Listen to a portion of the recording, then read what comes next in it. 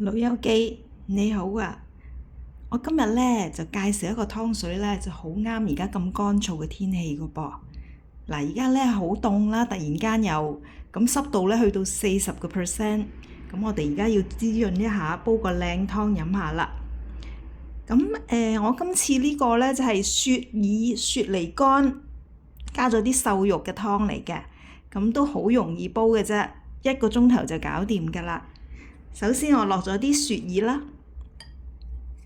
首先我落咗啲雪梨先，跟住我加咗一條粟米、紅蘿蔔，同埋我加咗幾粒紅棗啊、果皮啊咁樣，咁擺晒落去就得㗎啦。雪耳你可以遲少少，最後嗰半個鐘頭先擺都得嘅，但係你一早擺落去都唔係問題。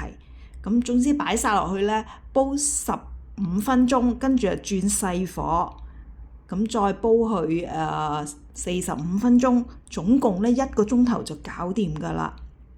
咁呢個湯有咩好處呢？咁主要係雪耳呢就可以有潤肺、滋陰養顏嘅功效。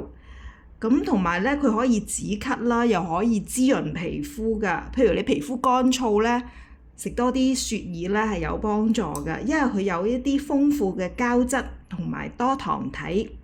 咁可以增加皮膚嘅保濕，咁仲可以潤腸通便、降低膽固醇、增加我哋嘅免疫能力，亦都可以降低呢個便秘嘅機會㗎噃。咁同埋咧，因為佢可以幫助便秘啦，所以亦都可以幫助減肥、預防心血管疾病，仲有抗氧化、防癌嘅功能㗎。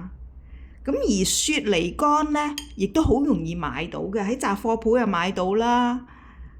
咁佢呢就可以有潤肺止咳、生津止渴嘅功能。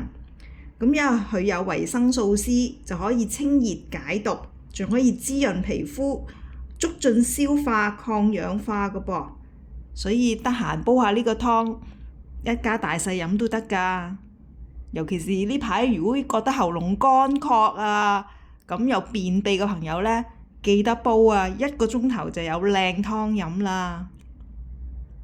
鍾意我呢條片嘅朋友，請訂閱、分享、留言，拜拜。